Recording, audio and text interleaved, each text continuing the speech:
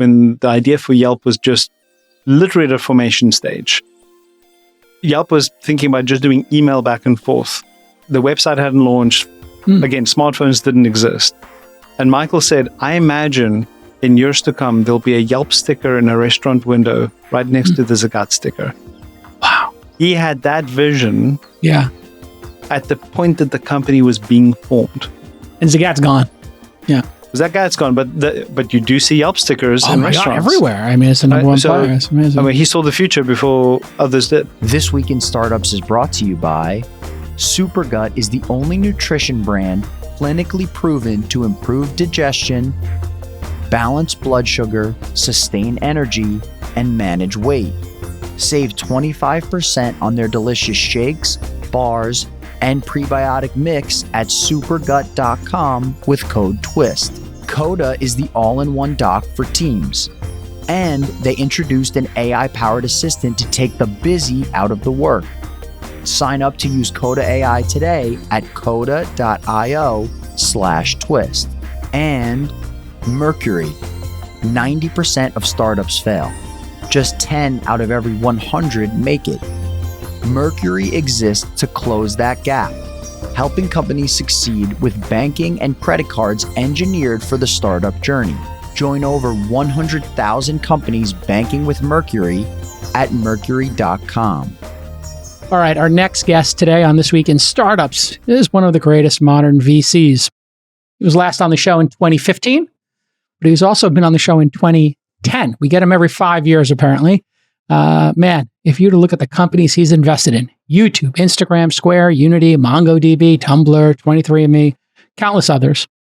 In fact, he trained me on how to write deal memos. If you don't know how to write a deal memo, go search for the YouTube deal memo written by Roelof. And that was back in 2005. He created the Sequoia Scout program. That was the first one. At least that's what I'm told. And he created the Sequoia Fund, which we'll talk about. And last year, he took over Sequoia Capital as the senior steward. Basically, he's in charge of the firm now, succeeding Doug Leone, Michael Moritz, and I think Don Valentine before that. And today, he's taking a page out of my book. He started a podcast, like all VCs, must-have podcast in 2023. And Roelof Botha and Sequoia's new podcast is called The Crucible Moment, which we're going to talk about today, as well as all the other news headlines about Sequoia and the industry writ large. Roelof, welcome back to the show. Thank you, Jason. It's great to see you. Yeah, great to see you as well. I see you're deep in the forest there with the redwoods. So you got the new podcast. That's great. We'll talk about that in a minute. But so much has happened since we last talked. We went through an incredible boom-bust cycle. And maybe here we are 18 months after the cycle ended. Maybe things are coming back. I'm curious what you believe the state of the venture capital market is today in the second half of 2023 and then going into 2024. And any thoughts you have on the crazy 3 or 4 year peak bubble, if we consider it that we went through in 2019 to 2021. There are a lot of questions embedded in there. Yes. I think maybe we start with the craziness, which is the combination of a global pandemic, with incredibly loose monetary policy. Because at the end of the day, we had an era where the cost of capital was essentially zero. And that led to a lot of investment, also a lot of speculation. And honestly, a lot of companies did things that were quite rational. If the cost of capital is zero, there's no difference between something that pays off tomorrow or pays off in 5 years. So it was quite rational for companies to ramp up their burn rates, ramp up expenses, R&D, sales and marketing to build for that future promise. And that obviously changed now that we have a more normalized interest environment and people are thinking much more carefully about payback periods. Where should you best spend your R&D dollars? Which channels of customer acquisition are the most profitable for you to pursue? And so there's just a lot more discipline in the way that people are managing businesses. And one of the things I predicted at the beginning of the year is that we would see many companies outperform expectations on earnings in 2023. And that's exactly what's happened, because there was a lot of excess in the system and many companies have found religion around being cost conscious and being efficient. So I think you've seen that play out, certainly with the public companies. For this, yeah. Well, I was just going to say on the cost cutting, that did seem to happen very quickly as opposed to the last time you and I went through this in 2008. Sequoia did a famous rest in peace, good times deck. And I'm curious what you think informed the very quick reaction from startups and even public companies this time around. Well, I think the global financial crisis, in retrospect, was quite short-lived. It was very painful in Q4 2008, but the government's reaction, both in fiscal and monetary stimulus in that era, was swift. And things started to bounce back pretty quickly in 2009. That was different this time because the financial impact is just much broader across many different industries. And you combine that with continued lockdowns in China, the impact of a war in Europe, which slowed down a lot of demand for many of our companies in that region, and then a sell-off that was far more sustained. And candidly, there's no more room. We're going the opposite direction, both in, the government doesn't have that much more room to do fiscal stimulus the way they did during the pandemic. And monetary tightening is happening. You're not having a loosening of monetary policy.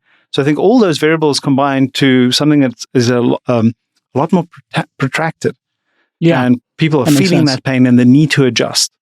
And what does that do ultimately to the ecosystem? Because we have a delicate ecosystem here in Silicon Valley. You and I have learned this over the last 20 years that we both, or over 20 years, you've been an investor in, coming on 13 or 14 years, me being an investor. What is happening to the ecosystem? Because it is very delicate. You have founders creating these companies, you have the employees at the companies, you have LPs, and you have the venture capitalists, arguably 3 or 4 different constituents. What is the state today, and how do you look at it going forward at Sequoia? I'd say there was a period in 2022, especially in the second half of the year, where it felt like most of the world was in shock. And people were reassessing, trying to figure out what happens next. Because, the sell-off was across every single asset class. It wasn't just tech. It wasn't just equities. It was bonds. It was real estate. It was just so broad-based. Yeah. And many companies basically just froze for a little bit and try to figure out, where do we go from here?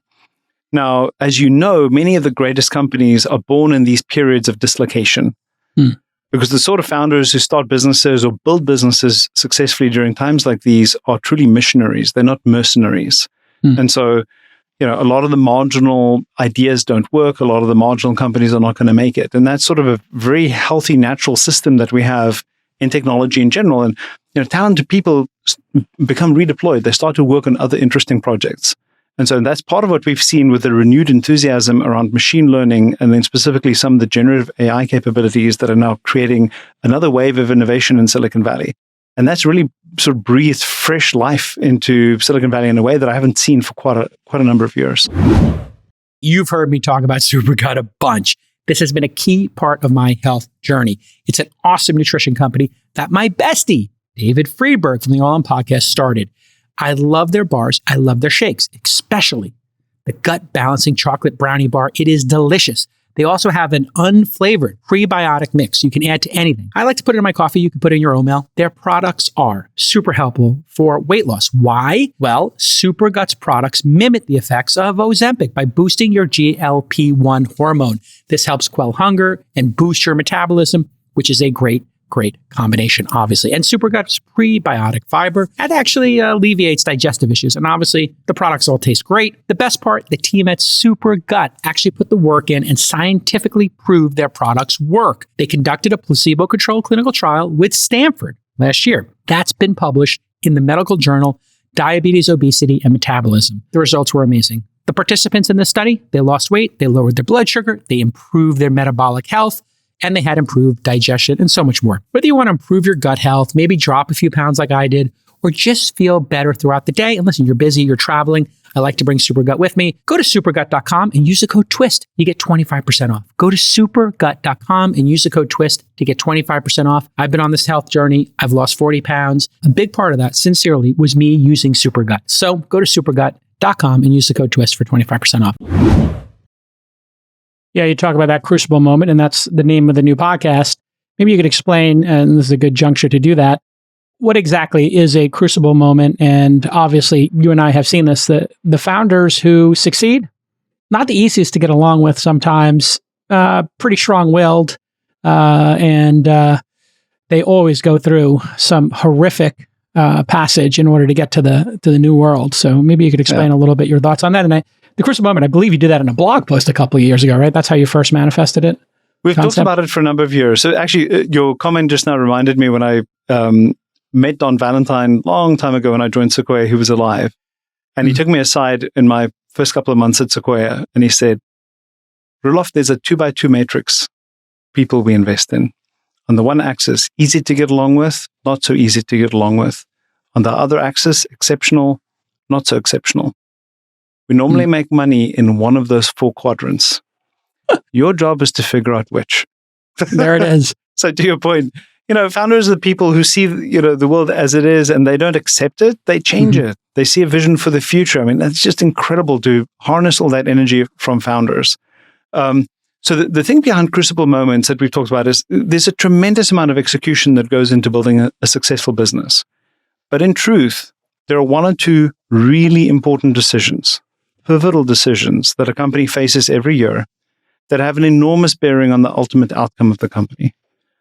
And we call these Crucible Moments. And these aren't decisions about, what should we offer for employee lunches. That's not a crucible decision, obviously. There's a crucible decision about international expansion. Do you add this next product? Do you make a bet on this key technology platform? Do you change your business model fundamentally? These are Crucible Moments. And the challenge is that they don't announce themselves. They don't come knock on your door and say, hey, I think you should think about this. Sometimes there's a crisis. So sometimes it is responsive. So if you think about what happened to Airbnb and Eventbrite during the pandemic, both companies lost 80% of their business in a matter of weeks because they both depended on live experiences. That's a Crucible Moment that hit you in the face. And you better figure out very quickly how to navigate through that, which both companies did, obviously. Some of the other Crucible Moments are things that you could choose to do. So you think about Netflix having to decide to move from DVD shipment to streaming. That's a crucible decision, right? And getting those decisions right have a huge bearing on your success. And there's a wonderful parallel to one's personal life. Each of us have a couple of key decisions that have a huge bearing on what happens to your professional life. And the sliding doors theory, right? Like the sliding doors theory. Your decision to move to Silicon Valley, that was a crucible decision you made a long time ago. Your decision to sell Weblogs Inc. to AOL, that was a crucible decision. Yeah. Some of the key investments you've made in your life, those were crucible decisions. And so, at the end of the day, we want companies to focus on these crucible decisions because they don't always spend enough time thinking about them. And so the danger is that you miss a crucible decision that could really lead you to something wonderful down the road. And then once you've identified them, how do you make the right decision? How do you harness all the best insights and perspectives to help you arrive at a great outcome and a great decision? And then there's a third one that I think is often missed. Honestly, it's one that I've made a mistake on quite a few times myself, which is you get the decision right, and you don't realize all the consequences of that.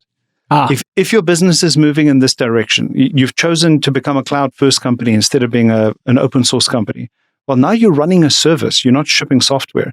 Do you have the right people? Do you understand how to manage a marketing funnel? Yeah. Do you understand how to operate, 5 nines reliability for customers who depend on you to run that cloud service on their behalf? So there are a lot of knock-on effects to actually how you operate under that new framework. So first of all, you have to understand if this is a crucible decision. Lunch in the cafeteria obviously doesn't make a difference. Where you locate the company, maybe your work from home policy, these things could be crucible decisions at this moment in time or any moment in time. Making the right decision, number 2. And then number 3, hey, you made the decision. You're going to stop sending DVDs in the mail. What do you do now? And obviously doing Quickstar or whatever that was called was like a bad decision. They reversed it. But they seem to have made the right decision investing in content, right? They didn't just go online. They decided there was a second crucible decision in the Netflix case. That was a huge decision. Yeah. Do we even make our own IP or do we keep buying IP from Disney? And it sounds like they made a really good decision because that's when the company went massively up in value. Yep. And that's something you and I have talked about. You make these investments and as well as they do as private companies, often they go public and they do better. So, Amazon, Netflix, and Google as private companies didn't even come close to what they did, I believe, as public companies. I wonder if that remains true today, or if we just don't have a long enough arc for, companies like Facebook, Uber, Airbnb, and some of the ones that came out on top, DoorDash, Square in this sort of last cycle of public companies. What are your thoughts on that? In terms of how much the market value was created post-IPO? Yeah, pre versus post. Apart from companies that went public at the peak of the market in 2021, by and large, the vast majority of market cap accrued after the IPO. So in the case of Google, it's literally 98% of the company's market value today came after the IPO. In the case of MongoDB, the company went public at a share price of, I think, $23 a share. And today, the company's worth roughly $400 a share. So 95% of the company's market cap happened after the IPO. And they only went public, I think, 7 years ago. So there are many examples of companies that do that. Now, the funny thing, though, is that the median company, the average company, trades below its lockup expiry price. So more than 50% of tech IPOs never recover the price they had 6 months after the IPO date. And the key is to identify which are the legendary companies, which are the ones that have that breakout potential, which have the management teams that are willing to go through refounding moments to imagine an even better future for the company. And this is one of the phrases I love from Jack Dorsey, who talks at Block, formerly known as Square, about how companies have multiple founding moments. Today, about half the company's revenue comes from Cash App, a service that didn't exist until about year 5 of the company. That was a brand new idea, and they moved from being in the SMB business, and they added something completely different, which is individual consumer financial services. And there were lots of questions inside the company. Why are we doing this? This is a good test for a Crucible moment, by the way, is how controversial is that conversation in your management team? Right. That's actually a really interesting gauge for, what is crucible and controversial. Yeah, no, certainly creating a consumer app after Square or Block, previously Square, everybody knew Square as a way for merchants to take credit cards at flea markets and cafes that previously didn't. It was an incredible product. I mean, Jack is a really great CEO, huh? He's created 2 huge businesses, Twitter and Square. You worked with him, extensively. What's his gift? Because each founder is a little different, right? What's his zone of excellence? I'm curious, since you work with him. Creativity, calm, an ability to understand the long term, great at spotting talent, empowering to those he works with. One of the things that I had a lunch with him before we invested in Square as a way to get to know each other. And it was on a Saturday in San Francisco, and he was wearing a short sleeve shirt. And I noticed that he had a tattoo in his one forearm. And it's a tattoo of an integral sign. And the fact that somebody would have a tattoo of a mathematical symbol, in my mind, sort of neatly summarized so many of his wonderful attributes. Somebody who's technical and has all that prowess, yet cares about design and cares about aesthetics and is creative. And it's a wonderful summary in some sense of his personality.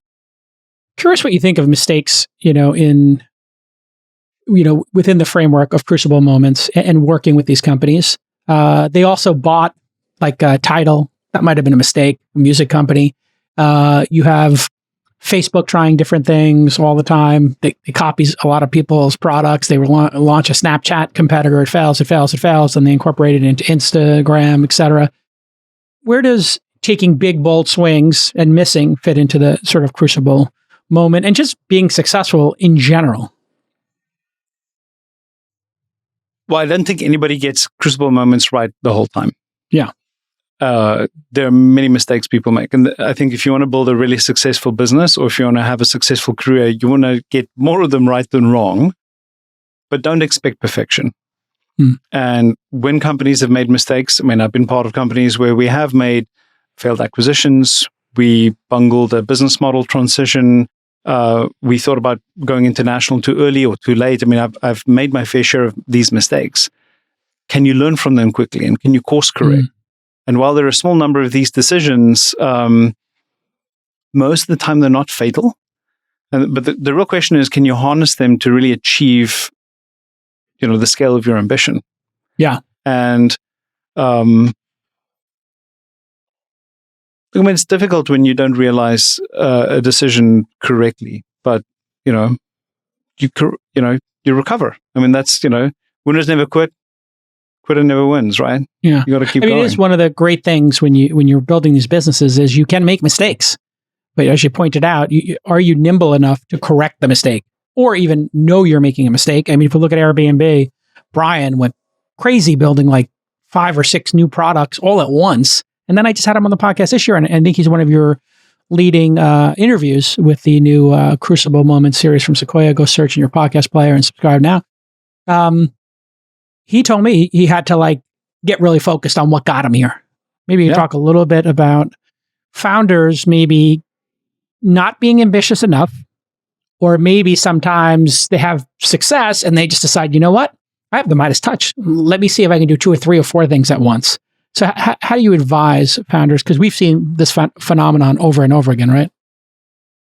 The advice into what is the... Well, the advice into not taking enough risk, not launching enough new things, and then maybe launching too many and having to pull back. So the focus question, I guess, is how we would talk about it as investors.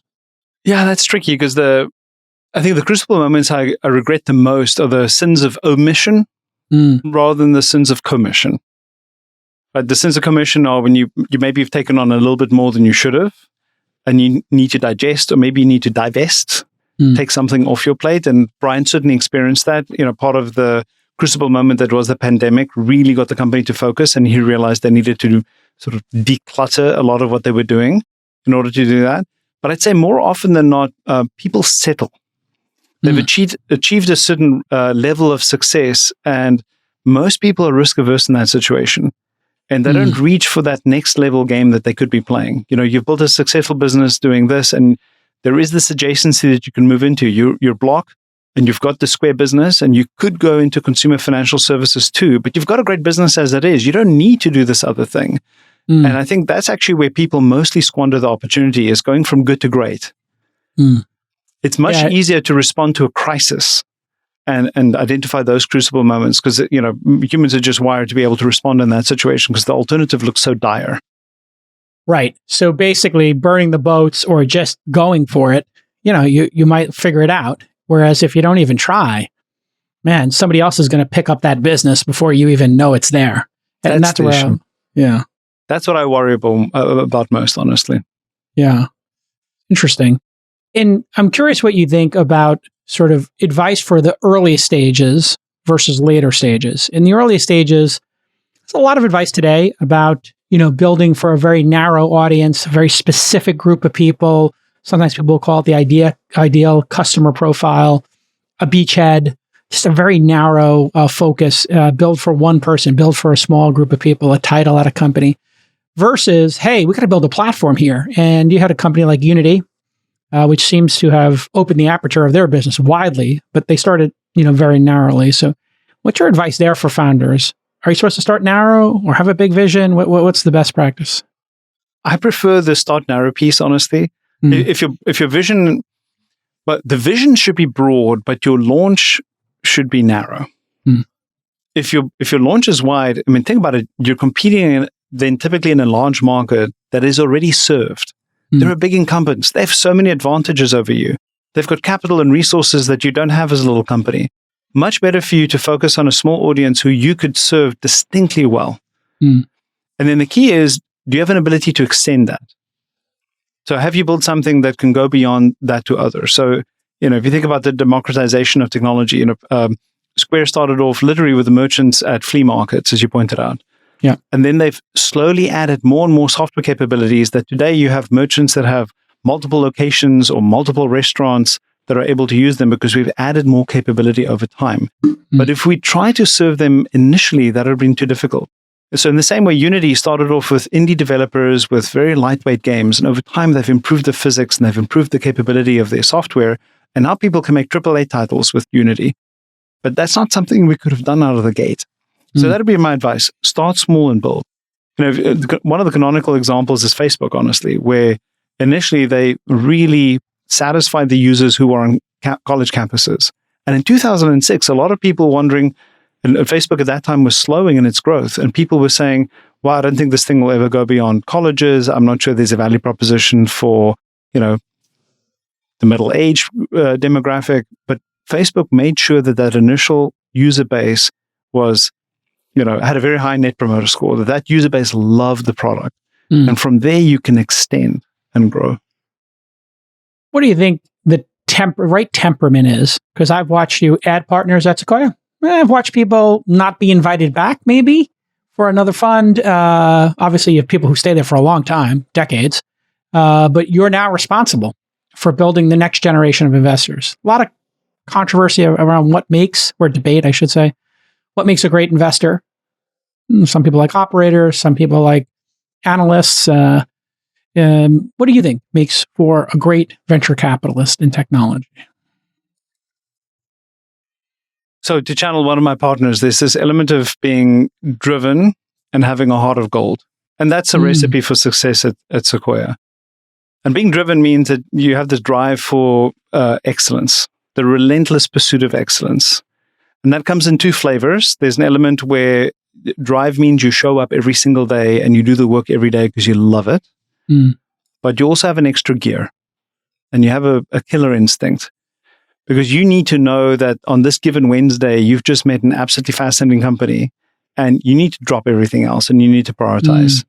So, and that's an important difference, right? There's certain people who can show up every day, but they never have that extra gear to know when to go for the kill, so to speak. How can you win who's the person you want to pass the ball to score the winning goal in a game?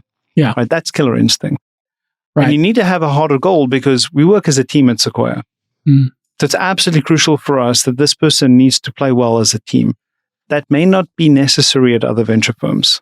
So it's just the style that works for us at Sequoia. So we want people that are great partners to each other because we believe we win as a team. Now, there are a bunch of other things, intellectual curiosity, breadth. I mean, I'd say intellectual curiosity is one of the most important ones. Our business changes so much. Right? The sort of companies that you and I first invested in 10, 15 years ago, those aren't around anymore, right? No. Mobile and cloud are now much more mature spaces, and it's much harder for companies to, find a foothold in those. And so you have to keep moving, and you have to explore new types of entrepreneurs, new types of industries, new technology waves. And if you don't have that curiosity to learn and to grow and to repot yourself, then you go stale very, very quickly. For many knowledge workers, over 50% of their day is filled with doing tedious, repeatable tasks. We all know this. They're technically working, right? But are they being productive? Are they driving the business forward in any way? Or is it busy work? Imagine if you recaptured 50% of that person's time. Think about all the things you could redeploy and all the projects you could finish. Well, now you can with Coda. Coda is the all-in-one platform that changes how your teams work together. And they just introduced an AI-powered assistant that is brilliant. It will take the busy out of work. With Coda, your workflows and content, they're already living in one place, right? But Coda AI, this will help your team focus on the highest priority work, even as your priorities shift, which in startups and dynamic bigger companies, they always do. This is going to empower you to prioritize work that's long-term and strategic that pays off massively. That's what we should be doing with AI. And you need to get your entire team on Coda and using Coda AI every single day. Like me, if you're watching the video right now, just look at this powerful and awesome jtrading.com website. This was built to track all my stock trades, and I am crushing it. I was able to do this and track all these stock prices live and build tables and formulas all in Coda. Get a competitive advantage. If you want an assistant that lets you get back to work and does all the busy work, get started with Coda AI today for free. How's that for a price? Head over to coda.io/twist. Coda.io/twist to get started for free. The paradigms do shift. It feels like every 10 to 15 years we get one. Cloud and mobile being the last two. Before that, broadband, the internet itself, and now machine learning, AI. We had a little diversion into crypto. You guys tripped up there a little bit, had some investments not go so well. Other firms, man, they bet the farm on it. Let's look at the two and compare and contrast them. Crypto versus this AI boom. When you look at them, what do they share in common? And was crypto fool's gold? Was it overhyped? Was there too much ability to, moving money around without a license kind of situation? What are your thoughts on the two booms we've seen right now? One is, obviously distinctly different than the other. I'd say the one thing that they share is true technology. I mean, the sort of people that were involved in the creation of either of these companies, and actually part of what you see now is some people who were in crypto now move into machine learning and AI because they often have very common, deeply technical skill sets. So I think that's one thing in common for both of them. The promise of crypto around decentralization is still incredibly powerful, and just in concept. Why? And Why do you think that? because it removes centralized power structures. Right, the ability for censorship or freedom of speech, freedom of movement of money, I mean, all those sort of things, ultimately crypto is just fully decentralized. Yeah. But if you think about a value proposition of Bitcoin today, it's actually quite powerful for people who live in countries where they don't trust their reserve banks. Yeah. If you think about what's happening in Argentina at the moment, where they have rampant inflation and the peso is just losing value very, very quickly. But there's so many countries around the world where Bitcoin is a way better alternative than the local currency, where you're subject to all the political dynamism of your country. Yeah. Right. So that has a real value proposition. Yeah. So some of the other projects had value propositions that weren't maybe quite as striking. And I think there was still some technology that needed to be figured out because they weren't as easy to use. So when I'd use some of the early crypto wallets or identity systems, honestly, they were a little clunky. They just a weren't lot clunky. I think they're being pretty gracious there. They weren't easy to embrace. But I think so many of those teams are still endeavoring on that. And so I think that's actually one of the things that I would not be too early to declare judgment on that category, because I know of some of the teams that are working on solutions. And if those solutions do work, it may be truly transformational. And part of the promise of crypto is an alternative distribution mechanism, far more peer-to-peer, and riding a different set of rails. And distribution at the end of the day is one of the biggest stumbling blocks to business success. So I think there's still some promise there. I would say that many of the crypto founders that I'd met over the years would describe the technical innovation without necessarily connecting that to a customer problem. And that's the contrast for me with what I've seen with many of the machine learning applications. Like many of the people who listen to you, many of the team members here at Sequoia have been studying statistics and machine learning for decades. These are not new concepts. Part of what's new over the last few years is just massive amounts of data, thanks to the cloud, and massive compute capability, and some new model innovations that have enabled us to do things that were hard to imagine even a couple of years ago. I would also say that what AI is keeps shifting. Because if I showed you a computer that could recognize objects 5 years ago, you would have called it AI, and now we relegate it and we call it computer vision.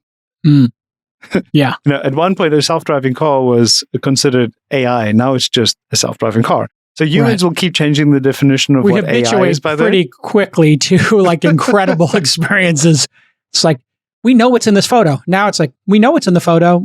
How would you like to change it? Here's, some incredible generative AI solution. But I think your point's well made. It is the use case that was missing in much of crypto.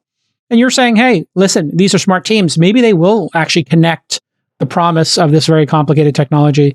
And AI just seems to instantly become, it just instantly becomes useful. Almost every pitch I hear, I'm like, yeah, that would be useful to this customer. And there was never a customer really, I would say in 4 to 5 pitches in crypto, the customer was never mentioned. Who would buy the tokens was mentioned a whole lot. So I'm curious, what we'll go deeper in AI. Last question on crypto.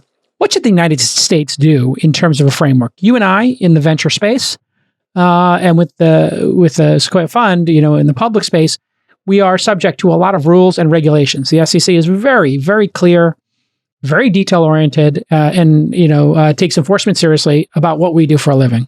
I'm raising a fund right now. It's work, and there's a lot of paperwork, and you got to dot every I, cross every T. And then crypto and public markets, obviously, we all know they have a lot of regulation. Crypto kind of was like, these don't apply to us. And now they're kind of finding out the SEC begs to differ and some courts beg to differ. What should the United States do here? Because you want to protect consumers, but there was a lot of fraud going on. I think you need the right frameworks for this. You need the right foundations and a regulatory system. Otherwise, it will not flourish. If it's too much of the Wild West, bad takes over. I mean, this is talk about a crucible moment. Early in the life of our investment in YouTube, literally, I mean, there were the three founders in Chad's garage. They moved into the Sequoia office right after the investment because they didn't have their first office. And we faced a crucible decision early on, what we were going to do with pornographic material that was being uploaded to the site. And the conclusion we had is, well, it was likely to be like a cancer. If left unchecked, it would completely take over. And so we just made a very early, very clear decision. We needed to make sure that that kind of content didn't make it onto YouTube. And we built all these moderation systems to make sure that those sort of videos got flagged and taken down immediately. Things that were violent or, pornographic or offensive, those things just had to go. So I think there's a similar dynamic when you think about building financial systems. If you don't make it safe for the average person, inevitably the bad actors take over. And a lot of why the US has thrived as an economy, why has the US economy grown so much? Why has the US GDP per capita grown so much faster than many other industrialized countries? It's because of the institutions and frameworks in America that encourage wealth creation and business. But for that, you need the right frameworks. You need property rights. You need an efficient bankruptcy process. All these sort of things go into building an efficient market system. And so I think you need the same for crypto. And the risk, of course, is if the regulation is too early and too heavy-handed, then you may end up stifling that innovation. But I just can't see a world where it flourishes without proper guardrails. Have you thought about what might work in terms of these token offerings and, utility tokens? They serve a purpose, but if people are speculating on them, that's not the purpose, or, that's the sort of anti-definition of it. So is there a way to actually do this in a space that is largely permissionless? I'm just curious if you've given that thought of what a framework might look like. You have to register your crypto project. Maybe it can only be a certain size, just like certain venture funds can only be a certain size before they become hedge funds or other devices. And or you have. Sorry to interrupt. Maybe you have this requirement for those who are permitted onto the platform to limit speculation for people who may not know what they're doing. I mean, that to me is the sin, is that you end up taking advantage of people who are not fully informed. And so, is there a minimum requirement to make sure that you're not taking somebody's, retirement savings, that they're betting on some crypto token and they don't actually know what they're doing, and then they're left destitute? I mean, that is it's incredibly sad when stuff like that happens. If you're an ambitious startup, you can't have an old, sluggish banking service slowing you down. No. Mercury is banking for ambitious companies, and they will help your startup become the best version of itself. And so many of our companies in our fund, in our community, are using Mercury.com, and they love it. Say goodbye to the friction that comes with traditional banking. Mercury understands modern UI, it's gorgeous, and they move at the speed that startups do. From creating an account to wiring money, a few clicks, that's all it takes. And Mercury isn't just a place to hold and send money. It's software that's built to help you scale with safety and stability, whether you're a team of 2 or 2,000. And Mercury goes beyond banking to remove the roadblocks to your success by providing you with the connections, network, and guidance necessary to make your ambitions real. So here's your call to action. Visit Mercury.com to join more than 100,000 startups on Mercury, the powerful and intuitive way for ambitious companies to bank. Disclaimer, Mercury is a financial technology company, not a bank. Banking services provided by Choice Financial Group and Evolve Bank and Trust. Members, FDIC. Yeah, know your customer is pretty good one. You did that at PayPal, and you faced, my God, you were one of the first systems to face massive fraud and manipulation, and you were specifically responsible for it. You learned a lot during that, huh? I do, for sure. Some of it is know your customer, but then also some of it is, as you know, to invest in funds, you need to have a certain minimum income level or minimum education level to know that, do you understand the risks of these products that you're speculating on or investing in? So I think that has to be an element of tokens as well. In general, the fact that you're able to monetize your business without even shipping the product to me is probably not a good thing. Why? Most of the time when we invest in companies, they actually have to build a thriving business.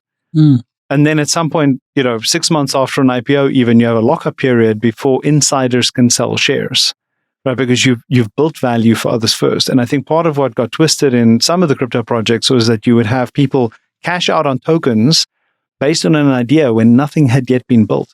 And that to me is almost, perverse and leads to some adverse signaling in of itself. And then why would the founder come back to work tomorrow if they just cleared $100 million in 6 months? And what does that do to a founder's brain? I gave an idea, I got $100 million. okay, what should I do next? Come up with another idea and don't execute on it. Whereas if you got rewarded for execution, and we have a milestone-based reward system in venture capital, you make it to the next milestone. You give friends and family, accelerator, seed, Series A, Series B. That system has been refined over decades here, and it seems high functioning, yes? High functioning, not perfect. There's always room for improvement in any of these systems, but I think it works for a reason. The one criticism, I think maybe it's what you're alluding to is, hey, people can mark things up, or maybe people who couldn't get in on Series A's because they can't compete with a Sequoia, a Benchmark, whatever top firms there are in the world. You guys get sometimes the pick of the litter. People want to have Sequoia on their cap table. Then people do frisky things in the Series B, frisky things in the Series C. I remember when I was coming up in the industry, there were one or two venture firms whose stated position was to follow Kleiner and to follow Sequoia into deals. So I'm curious how you think about that. And was that the sort of challenge in terms of the milestone-based system you're referring to, or was it something else? Well, I think if a founder or a management team sells some shares in a financing like that, at least the buyer is a sophisticated buyer. So they know the risks that they're getting into. So I that to me is a good system. And then I was on the other side of that. At PayPal, we actually did a secondary in 2001.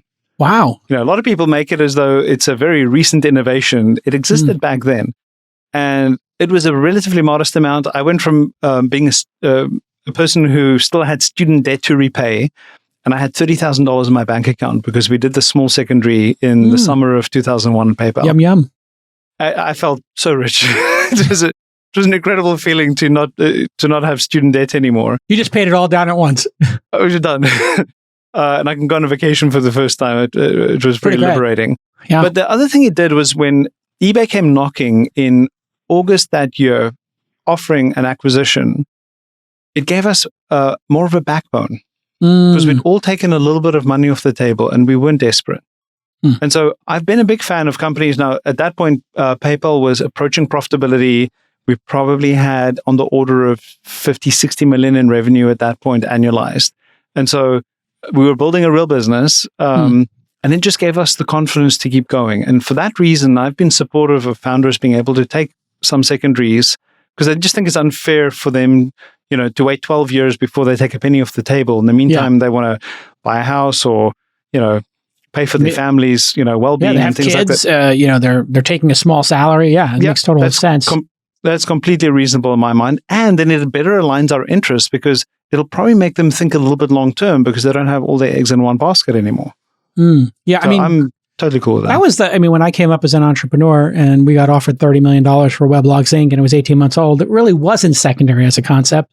And so for me, being negative like 20 or 30,000 in my bank account at the time, it was a no-brainer to become a millionaire, right? Like you had no choice. And that was 2005 or so. Like it's just a different era. Was it a crucible moment for you? I think it was a crucible moment because I hadn't sold my first business, the magazine, which I had been offered $20 million for. And I owned 80% of it. And I didn't sell. And then the dot-com crash happened. So when Weblogs Inc. happened, I said, you know what? We good?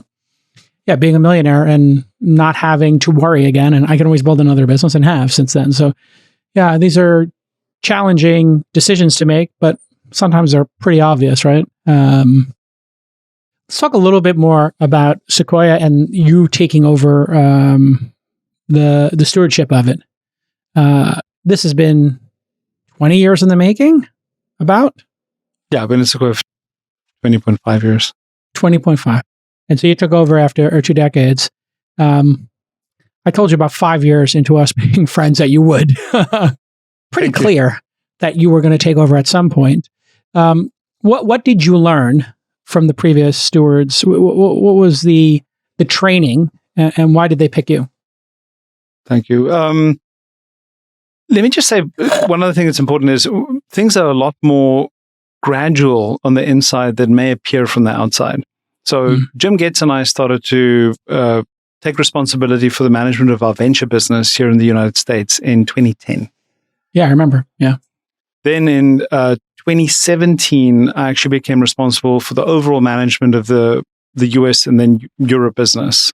And Doug Leone was our senior steward at that point. And I became the steward of the US business, US-Europe business. And so there's a lot more gradual transition on the inside, than some sort of sudden change in leadership. And that's actually one of the big advantages we have at Sequoia.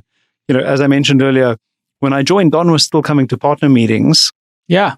Even though he had stepped back, I think 7 or 8 years before that.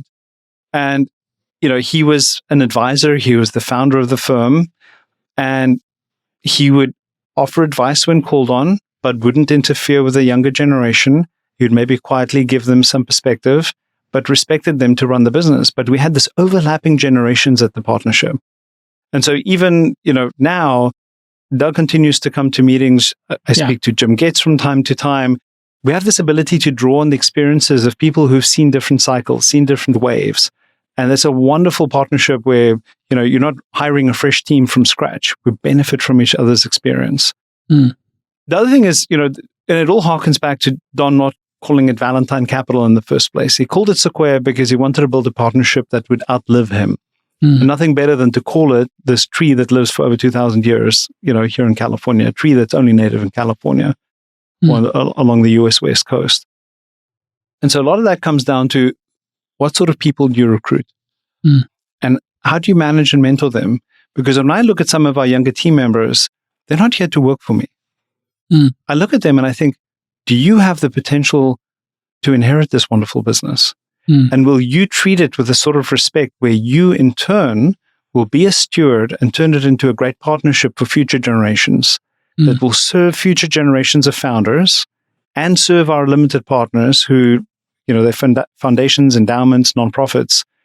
Will you be in that responsibility? And I want to mentor you and teach you and empower you to develop into that role over time.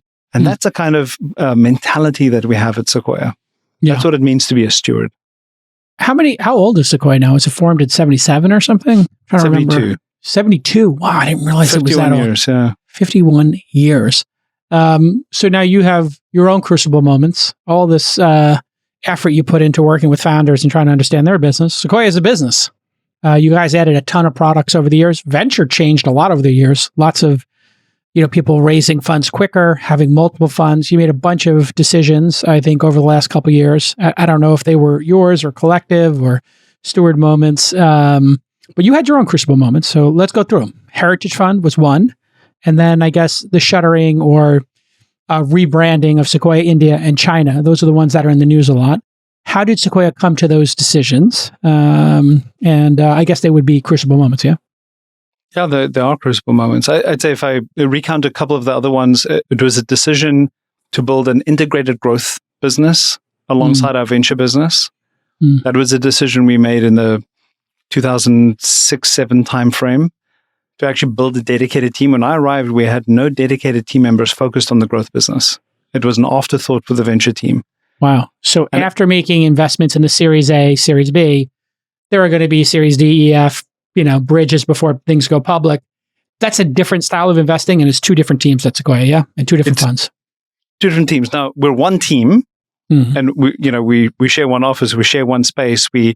There's a tremendous amount of handover between the two teams and knowledge sharing. So it's very important for me that actually one of the offsites we had in 2017, the jackets I had made for us for the event said Team US. This was before we had opened up in Europe, and it was an intended double meeting of Team United States and Team Us, because we were one team. So, but there's a different skill set, and when you have a spec, so to speak, for how to make growth investing, it's distinct from making venture investing, and you want to be careful to not blur those lines, because otherwise you're a little bit too forgiving, a little bit too risk-taking, but just with larger check sizes, and you think you're a growth investor. Just because it's a $50 million investment doesn't mean it really is a good growth investment. It's maybe just a larger venture investment. And so we've learned. What's the difference? If you were to summarize it for folks. So our mission is to help the daring build legendary companies from idea to IPO and beyond. And so we invest from the idea stage, and this is part of why another Crucible Moment, we launched this Catalyst program called ARC to teach company building right from seed and pre-seed stage businesses. We have a venture fund, we have a growth fund. And then on the to IPO and beyond, we built and launched the Sequoia Capital Fund last year to enable us to continue to hold on to great companies many years after their IPO, where, as we discussed earlier, a lot of tremendous value creation can accrue. And so we've structured our business around sort of living up to the mission that we have. And you still have scouts in there too, I believe, right? And then we have scouts. So we have an ecosystem fund as well, where we have the scouts program, so that we have, this is the idea that we came up with in 2009, 2010, where, there are all these people who don't yet have liquidity, but are in the midst of really interesting deal flow. Why don't we empower them and provide them with an ability to make small investments, be advisors to these companies, because they're on the field playing today in their own companies. They don't yet have liquidity. Let's empower them to make small investments. So we have that program as well. So we sort of have and that's really to double down on our network, because at the end of the day, we're in a people business. Yeah. I mean, our name says Sequoia Capital, but it's really Sequoia people. Yeah. I mean, the people who work here, the entrepreneurs we work with, the builders and the operators, the executives that help make these companies successful. That's the centerpiece of our business, to be completely honest. So, so you asked about, the different specs. So when we make a seed investment, we're looking for outlier founders.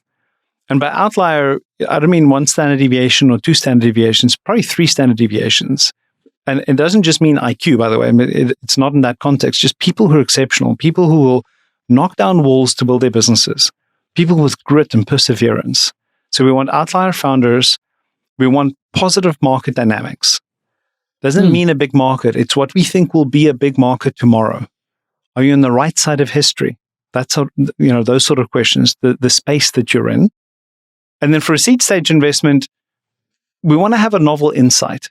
You can't just be great people. You need to have looked at a problem space and you have an insight on something, but you don't yet need to have built anything. You may just articulate it. And we listened to a company this morning. We decided to invest in them. There were 2 people, great experience. They could clearly articulate some of the problems they want to go address, even though they haven't written a line of code yet. We actually committed to their financing before they technically incorporated the business. And that's the 4th time this year. 4 times this year, we found teams who we liked their ideas and we committed to investing before the company was incorporated. That's incredible. So we had to wait a week or 2 for them to find the right law firm and get everything set up. I mean, we want to be there at the idea stage. We love working with companies from the ground up. You should just keep like a briefcase with some money in it, just so you can give them cash before they get their bank account and their number. Didn't we talk about regulations earlier? Yeah, exactly. Know your customer. If you compare that to growth, it's a different lens, and it's a different type of management team, isn't it? Not necessarily. You need more of a complete management team by then, obviously. Yes. I mean, at an idea stage, there were 2 people with an idea. Sometimes there's a prototype, and that might be a seed stage investment. But by the time it's a venture investment, that may be 6, 7 million or 12, 13 million, in that order of magnitude. Usually there's some evidence. And by evidence, it might be that, when we invested in LinkedIn, that 21,000 registered users, and there were 7 people in the company. When we invested in YouTube, there were 3 people in the team, and they had 9,000 registered users. That was it. Yeah, see, but this is sometimes people think Sequoia does Series A only, and I think you have to keep correcting that in the market. That although you've been legendary for doing Series A's, the amount of a Series A has changed dramatically. Yeah, today's Series A is like today's seed is like double. We were talking about this. Actually, it was Brian from Airbnb, and I was talking to Travis from Uber. The valuations back then were 3 to 6 million, and that was 15 years ago or so, maybe a slightly more. So you guys do the earliest possible, so founders are clear. We love that, but we don't always get it right. Sometimes we just don't see the company, or maybe sometimes we make the wrong decision, or maybe sometimes the company really evolves. And that's part of the beauty of having seed, venture, and growth is, sometimes we meet them at the seed and we didn't quite understand it, and we're lucky enough to partner with them at the venture stage. There's a company we backed earlier this year where we met them at seed and venture, and shame on us in some level, we didn't quite understand how interesting the company was, but we kept on thinking about the company, we kept on meeting with them, and then we made a growth investment in the company. And so when we make growth investments, beyond evidence, we would like to see it translated into what is likely a sustainable advantage. And do we believe this company will be the leader of its category? Because so can it be number 1, and is it defensible in some way? It needs to be number 1. Does it have a network effect, as we see with Airbnb, Uber? Yeah. I'm trying to think of who else is in that category. If you think about security, we invested in Palo Alto Networks, and they're one of the most important security companies. That was a seed investment. I just had Nikesh on the pod. He's incredible, yeah. So we made a $1 million seed investment in Nir Zook, the founder of Palo Alto Networks, back in 2005 or 6. Wow. But we wanted to be in the leader. MongoDB is a leader in the database space. YouTube became a leader in the video space. It's, Google is the leader in the search space. Leaders accumulate power, and power enables you to do really interesting things. And profits are a source of power. And for all the audience members out there, I realize that turning your idea into financials isn't maybe the first thing that comes to your mind. But when you turn your idea into a great business with thriving financials, that gives you the freedom to do more, to explore other ideas, to strengthen your product and your value proposition, and to conquer more. Yeah. I mean, look at Tesla now. It went through its own J curve. Like they were just investing in that business, investing in it, and then it turned a corner. And my Lord, he's just throwing off cash flow with that business. Airbnb started their cash flow last year. And Tesla, I think I read this weekend. Tesla's worth about as much as the next 10 car companies are worth combined. Yeah. For good reason, I think. Yeah. I mean, that's called a leader. That's a leader with Airbnb now. They're throwing off, they're throwing off tons of cash. Yeah, and they just got admitted to the S&P 500 today. Fantastic, and Uber's right behind them. I think they might get. They need what is it? 3 quarters, 4 quarters? You need of. I can't remember what the requirements are. You need some amount of profitability there to get there. Okay, other crucible moments for you. Creating the Heritage Fund, and then disconnecting from China, which seems like we're all being forced to do right now. That's a separate jump-off point for us. And then disconnecting from India, which people seem to be rushing to. So take those 3 crucible moments in whatever order you like. Well, it's actually in 2009, we decided to build 2 new businesses, Sequoia Capital Global Equities and Sequoia Capital Heritage Fund. And both of them had early setbacks, by the way. We lost some key initial hires, and there was an easy reason to give up at that point, and we didn't. And we kept on building. And those are 2 thriving independent businesses. And then to get to obviously getting into those businesses were Crucible Moments as launching in India and China, where we built thriving businesses. And earlier this year, the different business leaders got together, and we just realized it'd be better for each of us if we acted independently. There's a certain amount of overhead associated with trying to be a single global firm with a single global name.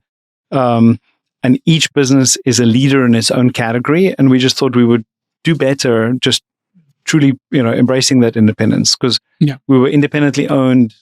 Each business unit made independent decisions anyway. And so we're largely disentangling sort of back office operations and finance and administration and things like that, and some of the technology pieces, so each business can thrive on its own.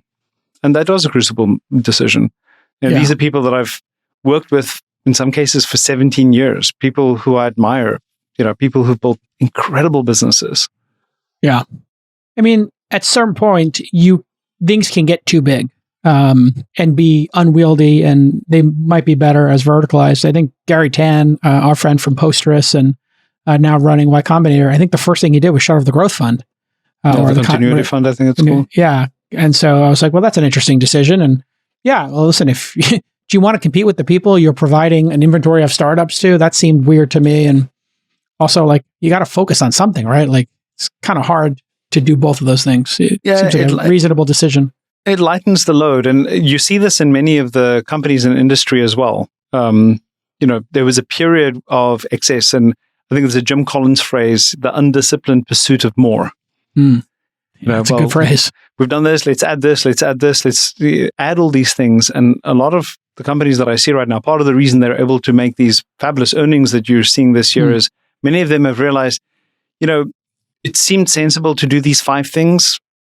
Let's prioritize the 3 that are the most important and needle moving. And maybe we'll come back to the other 2 later, but we just can't dilute our attention this much. We've got to focus. The world is so competitive. What do you think is going to happen with China-U.S. relations? It's kind of depressing, I think, to watch this, wonderful engagement we had for a couple of decades, imperfect as it was, to now sort of feels like we're being driven apart. And that seems like geopolitically not a great thing, and not great for either group of citizens. What are your thoughts on China-U.S. relations? I hope we can stem the tide. I think you're right that it's going in a certain direction right now. It seems to be the one thing that politicians in this country agree on both sides of the aisle. I don't think it's in everybody's best interest. Obviously, you want to create certain rules for engagement around protection of intellectual property rights and trade and subsidies and everything else to make sure that it's a fair game. But it clearly is to everybody's collective benefit if we can find solutions. Right now, it doesn't look as though that's on the cards. Yeah, it's really depressing.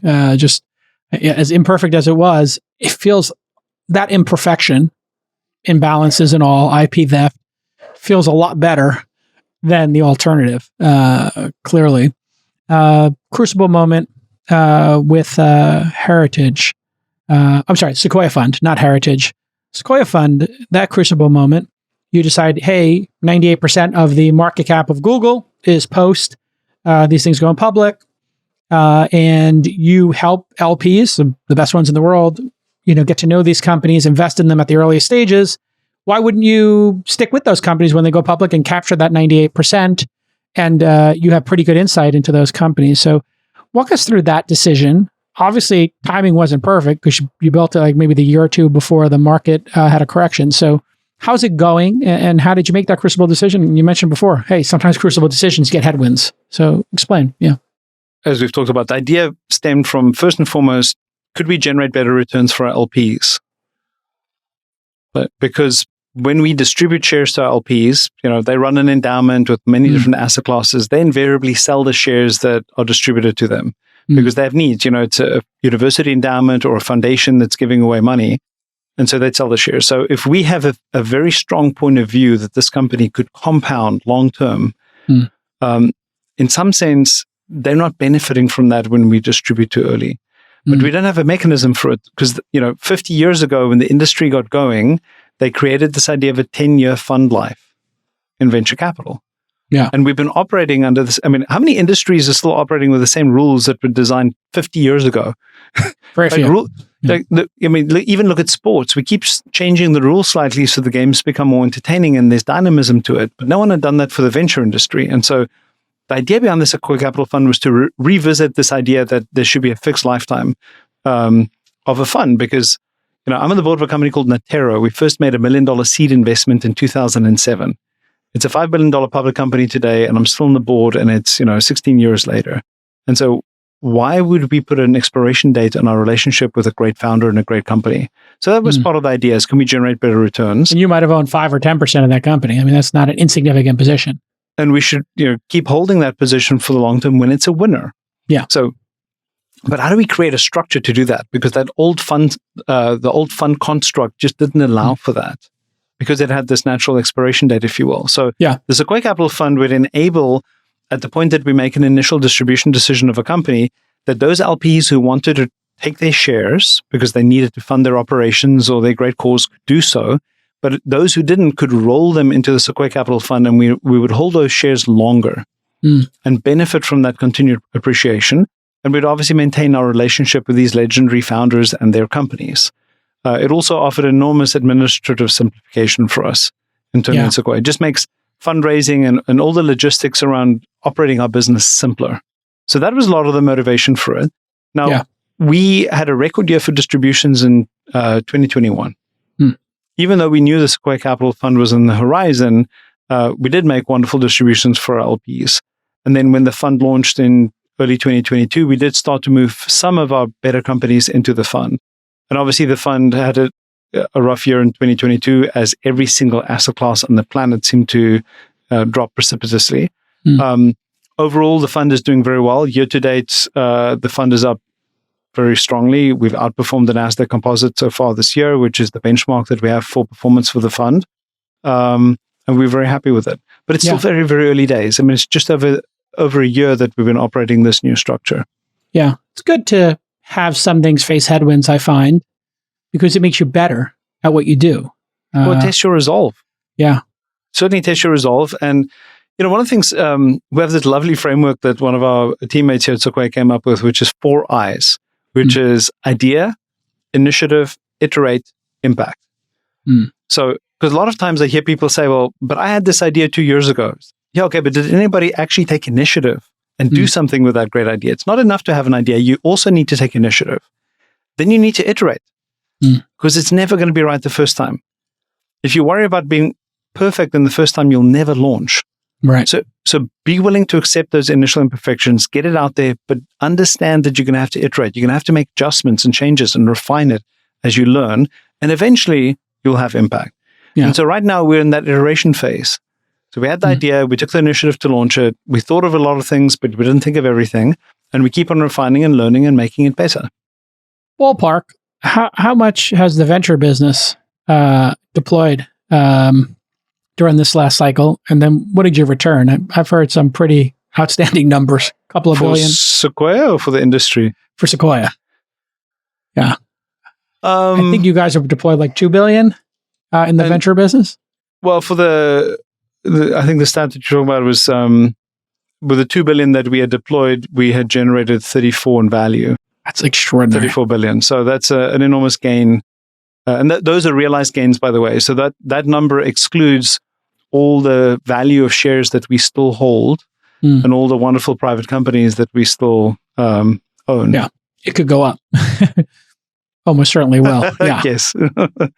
But I will say one thing. The motto we have, we're only as good as our next investment. Nothing wilts as fast as laurels that have been rested on. Yeah. And so while we're proud of what we've done in the past, we're obsessed at Sequoia with what's next and the need to maintain our edge. Yeah. It is amazing how this industry changes so dynamically, like you're saying. And how, you have some storied firm that just absolutely collapses just in their next fund after having some extraordinary performance. It's hard to be consistent, isn't it? In life and in venture. Hard to be consistent. It requires energy. Yeah. And energy. It requires a lot of energy. It requires a lot of discipline. And I think you need to have a truly unique culture and team. And that's part of the magic we have at Sequoia. And honestly, part of it comes back to the point we made earlier about stewardship. And I don't judge people for doing this. If I'd built a firm under my own name, for example, the rational thing would be at some point probably to fold up the tent and accept, that was a good run and move on and go do something else and retire or whatever the case is. But over here, we have a different view and a different responsibility. The burden on my shoulders is to leave Sequoia in a better place than I found it and to set up the next generation for success. That is my mission right now. The previous two stewards, they lasted 60, 65, till they were maybe 60 or so. I had Doug on the pod. I'm not sure. I think it was 60 at the time. What's the right age for a venture capitalist to pack it in? Vinod Khosla seems like he's sharp as ever. He's not leaving the building. I think they said they got to drag Vinod out. Well, I think... how do you think about yourself? You've done pretty well. You ever think about retiring? And then what do you think? Is there like an age cap here? We got presidents and, senator. We have politicians right now who are having a hard time with the retirement concept. So I think that the thing that you benefit from with age/experience is that you can teach. And ours is a business where there is a lot of teaching to be done around how to build great companies that younger generations can benefit from. And so that's part of the reason you wouldn't pack up too young, because you don't have the benefit of being able to teach that next generation. I also think there's a difference between whether you're in the leadership position or whether you're a part of the team. And so what Doug has done is he's moved from being the lead to playing an individual role where he continues to serve on many of our boards. He continues to be an advisor to me and to younger team members, but he's given room to a next generation. And so I think there's a point at which my responsibility will be to create room for a new generation to take over and to innovate and to do things that I wouldn't have done. And hopefully they'll do a lot of things better. And, maybe they make one or two mistakes in the same way that I'm probably making one or two mistakes now that, a previous generation looks at and wonders about. But you need that breath of fresh air, that new innovation and reinvigoration of the business with the next generation. So I think that happens before one retires, is the handing over of leadership responsibilities. Yeah, it's such a good process. And it's like, the press, especially in tech, which it's kind of sad. It went from being like too cheerleadery in the 80s and 90s to being, too bitter now. It's got to be something in between the two. But they report on everything happening at Sequoia under your tenure as if like these decisions were not 10-year processes. And I think hearing directly from you and just, listen, I come down and I'm in the building sometimes and I see Doug hanging out there. It's pretty vibrant. You got everybody back to the office. You believe in people being in the office, yeah? Yes. We're in the office by default probably 4 days a week.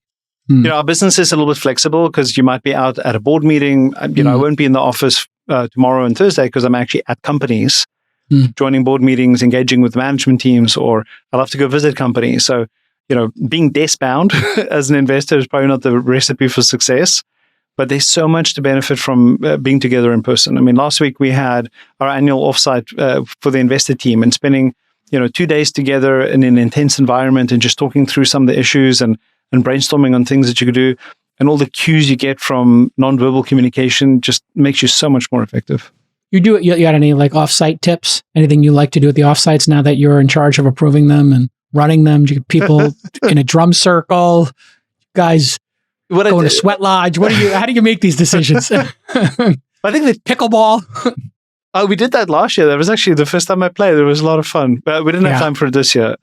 Usually we like to do at least one team building event that is physical in nature. And we do one team building event that's a little bit more cerebral in nature.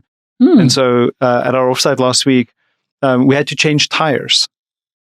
And so we were in small teams of 4 or 5 people, and we're with like a sports car, a NASCAR race car, where they have those big drills and the wheels. And you have to do like a time. You lift it up and it's a timed run. And different teams have to compete. And, the instructor at the end of it said, "Now, isn't it funny? You guys think you've just had fun for 2 hours, but all you did was change tires." Yeah. Pretty exciting, actually. Something you normally think is a chore. And then, and you see how you improve over time. And there are lots of lessons about, are you experimenting? Are you getting up? Are you doing the rehearsal? Are you doing it over and over and learning how to do better? Or are you just sitting there thinking about it? Because thinking about it's not going to make you better. You actually want reps. Yes. Which is an analogy in our business. You want reps. You want to meet companies. You want to write investment memos. You want to get through the reps. I have taken so many notes from you over the years. Now that I'm running my own firm, we're on track to do like 3,000 meetings. And I have taught a whole nother generation of researchers, analysts, and associates now at our tiny little firm how to write these deal memos and how to take the meetings and staying positive. I always have to say, having worked with you, you've always taken a very positive, collaborative approach. And, I work with other investors who are very anxious and they seem to operate out of fear, this fear of failure. You have always been composed. And I always took that with me thank you. I'm a pretty passionate guy, but your composure is always something that rubbed off on me. You've always been very positive and you've had that composure. I think it's like very laudable skill as a VC. Doesn't exist in many other places. Thank you. I think the investors, we can all think about all the things that can go wrong. And we can all think about all the reasons you shouldn't make every single investment opportunity that comes across your desk. Yeah. Right? The gift is understanding what can go right. Yep. And imagining, if it does, what can this company turn into? And dreaming with an entrepreneur. Yeah, that really is the skill. And staying positive. I was hanging out with Travis last week, and we were talking about Uber and cloud kitchens and these amazing things he's done. And I just was remembering, because I knew him through the 2 companies before that, just remember 19 of 22 people who I introduced the company to saying no. And the varied reasons they gave were all the reasons that made it special. And it's just very weird for me to have people say this operates in the real world. We can't do it. I was like, but isn't that the opportunity to operate in the real world? Because people are not doing it. Oh, you should just sell software. There was some VC who said, just convince Travis to make it enterprise software for cab companies. I just thought, wow, you don't understand how much more efficient it is when you take out the cab company. It's taking 55% tax. You just missed the entire point. But yeah, that is the... So I hear in that, but I think some of the most beautiful businesses, most successful businesses were non-obvious and right. Which was the biggest miss then for you? Biggest miss and the one you're so proud you got? I guess YouTube. Getting YouTube right was really good. That was really good. Well, I'll tell you why. Because at the time, the concept of using storage and bandwidth for free was the stupidest thing. Mark Cuban came out, and he's as smart as it gets, and he did broadcast.com, and he said, this can't work. It economically cannot work. And And that's the danger of expertise, by the way.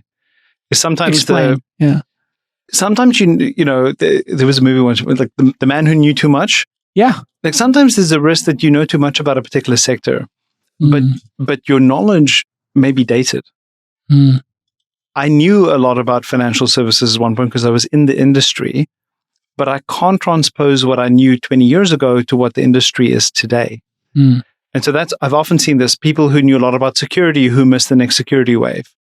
People who knew a lot about broadband infrastructure costs who missed this, who missed YouTube. So I think one has to be really careful to think that your expertise sometimes is a curse when it comes to making investment decisions, where you need a little bit of naivete. Because you need to dream about the impossible. Yeah. Yes, the founders too. Yeah. And so anyway, so you have to dream. I'm also Which is your biggest miss, and then what's the biggest I'll tell you, joy you would say take from a non-consensus bet? Well, this company that I mentioned, Natera, which was it's a bioinformatics company that provides genetic diagnostic testing. And when we first invested, it was $1 million seed in 2007 with a person I'd known in high school in South Africa. Yeah, I know. Very talented.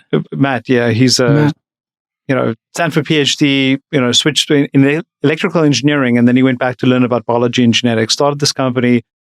They deliver over 2 million tests a year in America. They've branched from doing non-invasive prenatal testing to oncology testing to organ transplant rejection testing, and just a phenomenal business that really impacts the lives of people.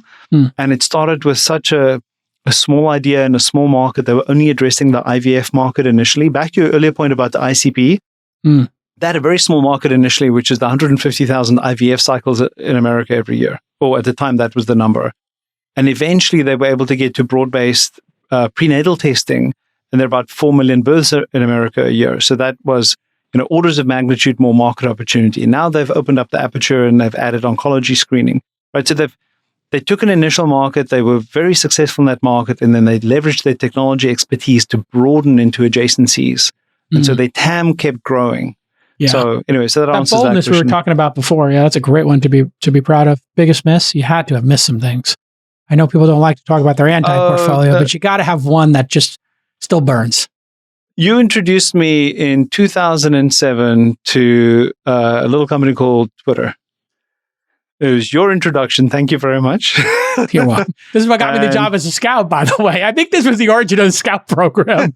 My long email to you and Moritz saying, I think these guys figured something out. It's really cool. And I know the date because I looked up the date, when did I sign up for Twitter originally? And it actually has your original sign-up date and when you introduced me. And that was 2007. The iPhone hadn't yet been released. So I remember, it was SMS. It was SMS. I remember getting SMS updates because you were on the service and would tell me, you'd write something about, I'm having a cappuccino somewhere. I'm like, this is kind of weird. I don't get that you're having a cappuccino. Shut up, Jake Al. Still talking.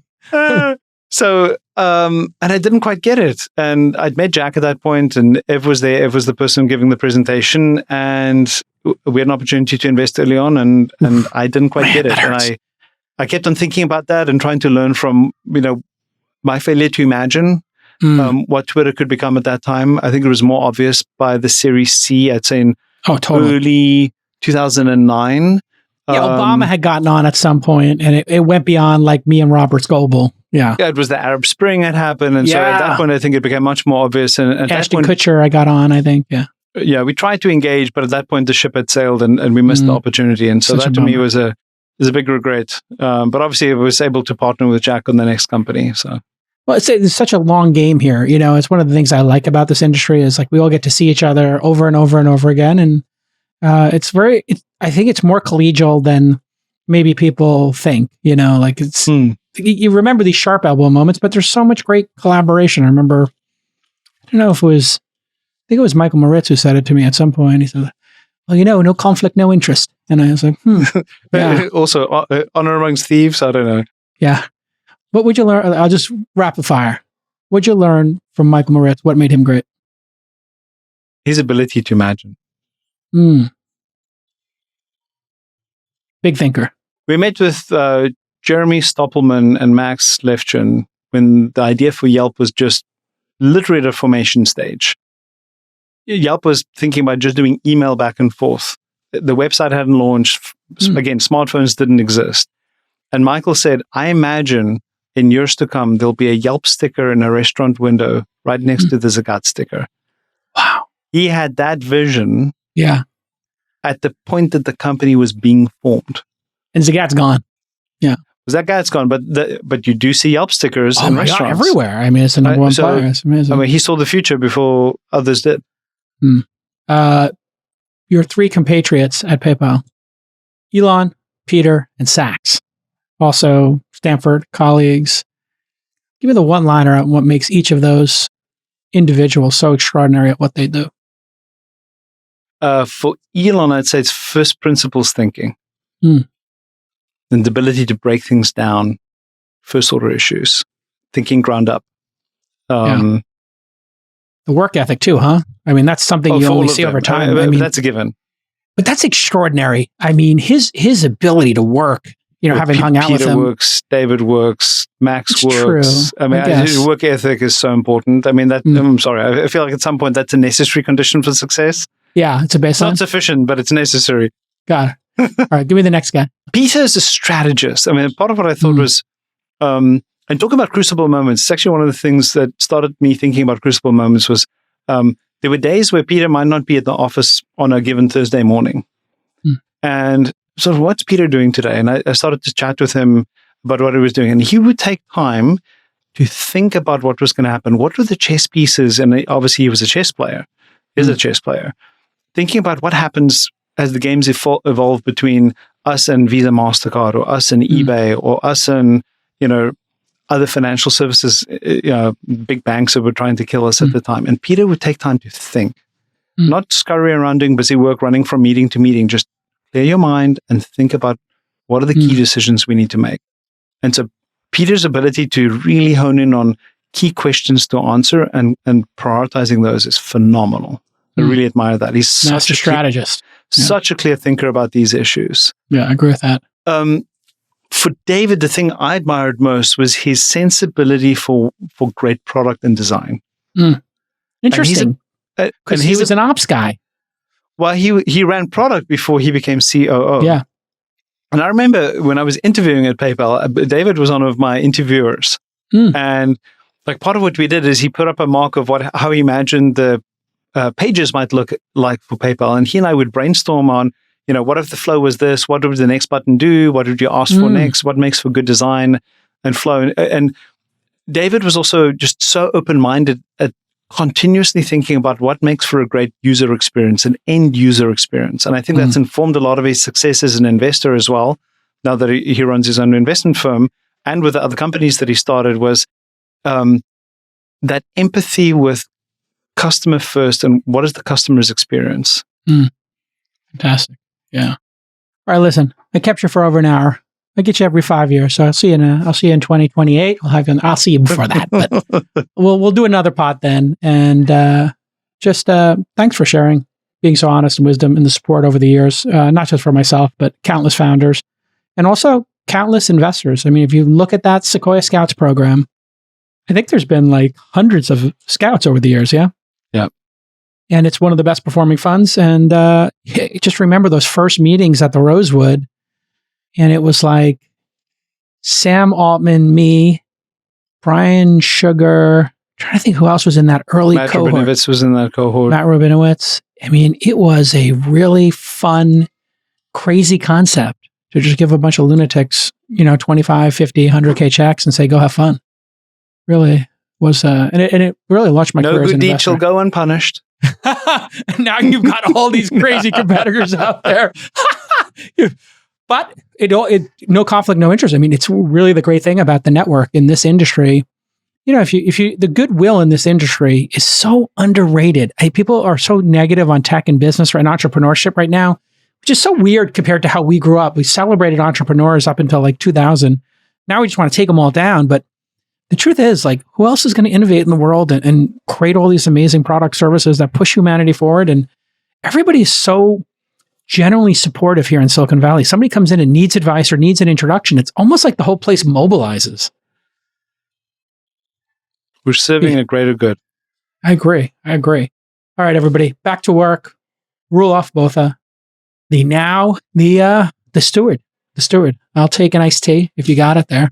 Different type of steward. Yes, sir. Yes, sir. Anything for our founders. We'll see you all next time on This Week in Startups. Make sure you stop right now. You listen to this great interview. Get more Roelof in your podcast player. You're in the podcast player right now. So search for Sequoia Crucible Moments and subscribe now to their new podcast. Continued success. And we'll see you next time, everybody. Bye-bye.